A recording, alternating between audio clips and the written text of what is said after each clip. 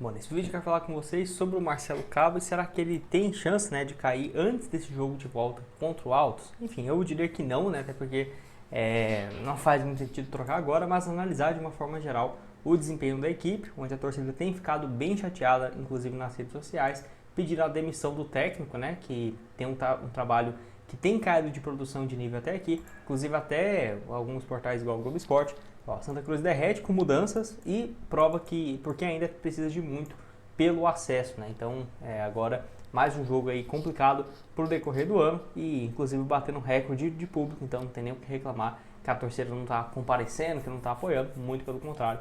Vou comentar aqui tudo com vocês sobre essa sequência, né, e a atual competição na Série D do Campeonato Brasileiro. Só antes de começarmos, aproveite para deixar seu like, se inscrever. Estamos aqui com 69 mil inscritos e 100, quase chegando aqui em 200.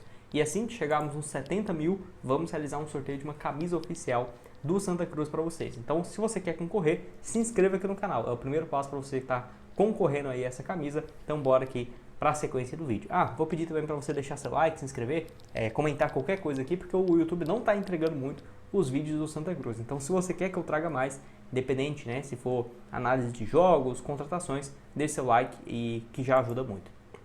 Então, empate aqui por 1-1. O Santa Cruz, que não vem realmente de uma boa fase, até se a gente for analisar, né, o desempenho desse ano, perdeu a liderança do grupo, né, depois de uma sequência ruim de jogos, que era muito pelo contrário, né, a tendência inclusive era de que o Santa Cruz terminasse como um primeiro colocado geral da Série D do Campeonato Brasileiro. E aí teve dificuldade inclusive para passar nos pênaltis contra o Sergipe, que não era nem de longe, né, uma equipe muito difícil, por exemplo, de ser eliminado ou algo assim, muito pelo contrário. Acabou indo aí, então para as oitavas no duelo contra a equipe do Altos, né, do Piauí, que é um time bem melhor. Teve um empate, eu estou gravando esse vídeo na terça, né, ontem, em casa por 1-1.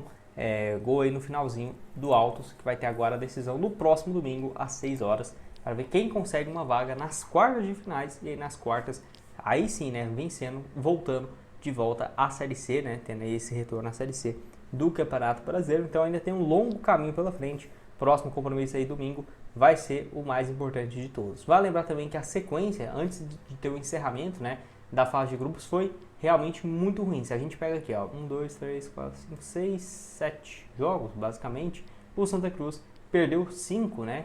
Realmente é um desempenho muito ruim. E aí nesses 5 jogos venceu um apenas, que foi contra o Souza, e empate contra o Santa Cruz de Natal e empate contra o América, né? Acabei esquecendo. Então perdeu 4. Realmente uma sequência ruim que fez, né, o Santa Cruz aí quase ficar no terceiro colocado, perdendo a posição ali, ganhando a posição por um ponto, né? Então o Marcelo Cabo tem sido bastante questionado por conta disso. Na Série D, o Marcelo Cabo soma 9 jogos, 4 empates, 9 vitórias, 4 empates e 4 derrotas. A questão as 9 vitórias vieram uma atrás da outra, né? Naquela sequência muito boa que a equipe teve, e aí acabou deslizando no momento mais importante. É claro, futebol é muito imprevisível, né? O Santa Cruz tem totais condições de conseguir ainda assim uma vitória contra o Altos e, na próxima fase, pegar um adversário e conseguir esse acesso? Com certeza, né? Não é difícil de imaginar. Mas o Marcelo Cabo tem sido bastante cobrado depois da saída do Itamar. Ele foi o escolhido, né? Então, aqui, até o Globo Esporte trouxe uma matéria mais crítica em relação ao desempenho da equipe. Empate com Altos cristaliza, né, queda de rendimento a essa altura da Série D. Não será estabilizado. O Santa no primeiro turno não existe mais e o de hoje não inspira consciência, né? A Camila Souza aqui que trouxe essa matéria, muito boa, né? Achei interessante também quando tem um pouco mais de opinião e não aquela matéria totalmente neutra, né? Então o Rô Kennedy realmente foi o herói do jogo, porque poderia ter saído com a vitória, mas ele foi muito importante, tanto que se a gente vem aqui, deixa eu ver se o Google vai deixar as estatísticas, né? Que às vezes eles não deixam aí. Queria pegar aqui o número de finalização e tal para vocês. Mas enfim, acabei não preparando aqui. Não fez uma boa partida e ainda teve as mudanças, né? Que perdeu totalmente o rumo da equipe com o minuto final, né? Então, vale lembrar que apenas na reta final a equipe teve ali um bom desempenho e tudo mais. No finalzinho com o Thiaguinho, que foi a única grande chance depois de ter marcado 1-0 com 10 minutos. E aí aqui a matéria ainda fala, né? Sobre o próximo jogo na volta. No domingo, né, que aí pode um empate e novamente para os pênaltis, não tem vantagem de gol fora ou algo nesse sentido, né? Então já passou no Sergipe contra os pênaltis, não ficaria de surpresa se fosse para os pênaltis também. no duelo contra o Altos, que era um jogo para vencer, até porque em casa, 42 mil torcedores, a tendência, né, era de que realmente houvesse uma vitória, pelo menos uma mínima vantagem de 1-0 que seja para o jogo da volta, que não foi o que aconteceu. Recorde de público na Série D desse ano, quarto maior público da história do duelo, do estádio, melhor dizendo, superando algumas outras partidas, ficando atrás só de Brasil e Uruguai nas eliminatórias. Um Sport Santa Cruz lá em 2024, né, no ano passado, 45.900 e 45.500, que é uma diferença bem pequena, Sport Náutico no estadual também do ano passado, né. E aí foi o primeiro público isolado, quase 8 mil a mais em relação ao que já tinha sido contra o Sergipe na Série D também do Campeonato Brasileiro. E você vê, né, a receita é de quase 1.200.000 para o clube, lembrando que descontando as despesas, os impostos, vai dar uns 500 a 600 mil para o Santa Cruz, que é uma baita receita, né? Se você pega que você vai ter o jogo da pré-oitavas, oitavas, quarta, semifinal e final, pensa, quase isso tudo aí vai dar de lucro, né, no bolso, mais de 4, quase 5 milhões para a equipe, né? Visto que nas fases mais adiantes deve ter uma arrecadação maior. A gente analisando aqui também o desempenho e o elenco, né, atual, eu vejo que houve algumas questões que deveria ter sido feita antes, né? Por exemplo, eu acho que igual o Thiago Galhardo teve muitos altos e baixos nessa atual temporada, não foi aquele jogador, por exemplo, que chegou e resolveu todos os problemas, que já era de se imaginar. Eu acho que faltou elenco para ele ter com que trabalhar, né? Eu diria que teve aí uma falta de contratações nesse ano de um pouco mais peso, porque se a gente for analisar, eu acho que demorou muito para chegar a SAF, não que, por exemplo, eu esperasse que seria do dia para a noite, mas o que eu esperava? Eu esperava que até o início da Série D desse ano, os investidores já estariam à frente do clube e tudo mais, porque, Gustavo, mas já tem um acordo e tal. É diferente, o cara não vai colocar 10, 15 milhões do próprio bolso, sendo que ainda não foi oficializado tudo no papel, ainda mais com a insegurança jurídica que tem aqui no Brasil, você não vai fazer isso.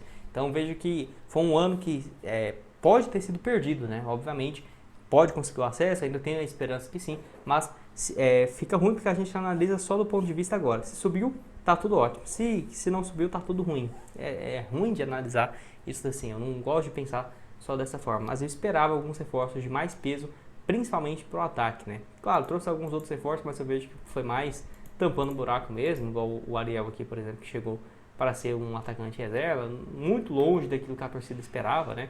O Thiaguinho foi um dos poucos que eu achei realmente deu certo nesse ano, que veio, né, de um clube que não estava esperando tanto dele assim, então deixou uma boa impressão, mas eu vejo que se tivesse tudo isso bem encaminhado, poderia, né, ter tido a SAF tudo bem encaminhada, poderia ter tido contratações de mais peso e ter ajudado a equipe, principalmente no setor ofensivo. Eu acho que na defesa teve sim algumas boas contratações, o próprio Felipe Alves, que tem sido reserva do Roquened, que eu acho que é bom também, porque o Roquened tem muito potencial. O próprio Totti voltando aí para a sequência da temporada, o William Alves, que apesar de não serem titulares em todos os momentos, né, ainda assim foram contratações de peso que todo mundo, pelas passagens que ele já tiveram, todo mundo esperava aí que poderia ajudar a equipe. E vale lembrar também de alguns outros que, igual o Eurico aqui, que eu achei que foi uma boa contratação, vindo do Betim, não que tenha sido contratações horríveis, né, nossa, não trouxe ninguém, mas eu esperava um pouco mais e acredito eu que toda a torcida também.